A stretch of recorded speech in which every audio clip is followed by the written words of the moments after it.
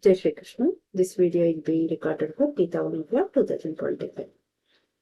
Om Shri Paramatmane Namaha. Srimad Bhagavad Gita अथ षोडशोऽध्यायः श्री भगवानुवाच अभयं सत्त्वसंशुद्धिर्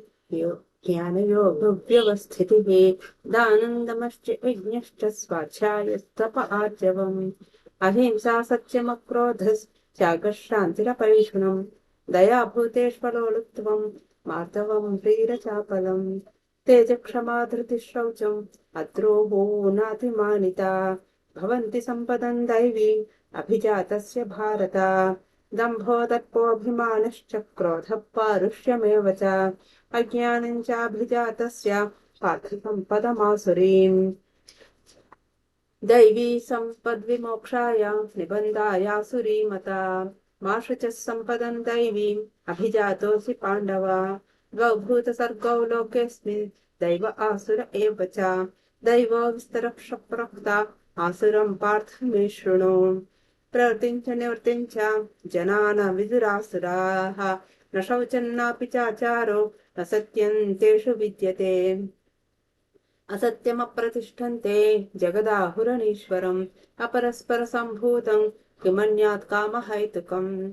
एतान् दृष्टिमवष्टभ्य नष्टात्मानोऽल्पबुद्धयः प्रभवन्त्युग्रकर्माणः क्षयाय जगतो हिताः काममाश्रित्य दुष्पूरन् दम्भमानमदान्विताः मोहात् गृहीत्वा सग्राहान् प्रवर्तन्ते शुचिव्रताः चिन्तामपरिमेयञ्च प्रलयान्तामुपाश्रिताः कामोपभोगपरमा एतावदिति निश्चिताः आशापाशशतैर्बद्धः कामः क्रोधपरायणाः ईहन्ते कामभोगार्थम् अन्यायेनार्थसञ्चयान् इदमद्य मया लब्धम् इमम् प्राप्स्ये मनोरथम् इदमस्तीदमपि मे भविष्यति पुनर्धनम् असौ मया हतः शत्रुः हनिष्ये चापरामपि ईश्वरोऽहमहम् भोगी सिद्धोऽहम् बलवान् सुखी आढ्योऽभिजनवानस्मि पुण्योऽस्ति सदृशो मया यक्ष्ये दास्यामि मोदिष्य इत्यज्ञानविमोहिताः अनेकचित्तविभ्रान्ता मोहजालसमावृताः प्रसक्ताः कामभोगेषु पतन्ति नरकेषु च आत्मसम्भाविता स्तब्धा धनमानमदान्विताः यजन्ते नाम यज्ञैस्ते दम्भेन विधिपूर्वकम् अहङ्कारम् बलम् दर्पम् कामम् क्रोधम् च संश्रिताः मामात्मपरदेहेषु प्रद्विषन्तोऽभ्यसूयकाः तानहम् विस्तक्रूरान् संसारेषु नराधमान् क्षिपाम्यजस्रमशुभान् आसुरीष्वेव योनिषु आसुरीयोनिमापन्ना मूढा जन्मनि जन्मनि मामप्राप्यैव कौन्तेय ततो यान्त्यधमाम् गतिम् त्रिविधम् नरकस्येदम् द्वारन्नाशनमात्मनः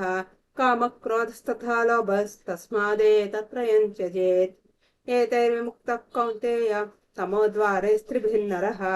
आचरत्यात्मनः श्रेयस्ततो याति पराम् गतिम्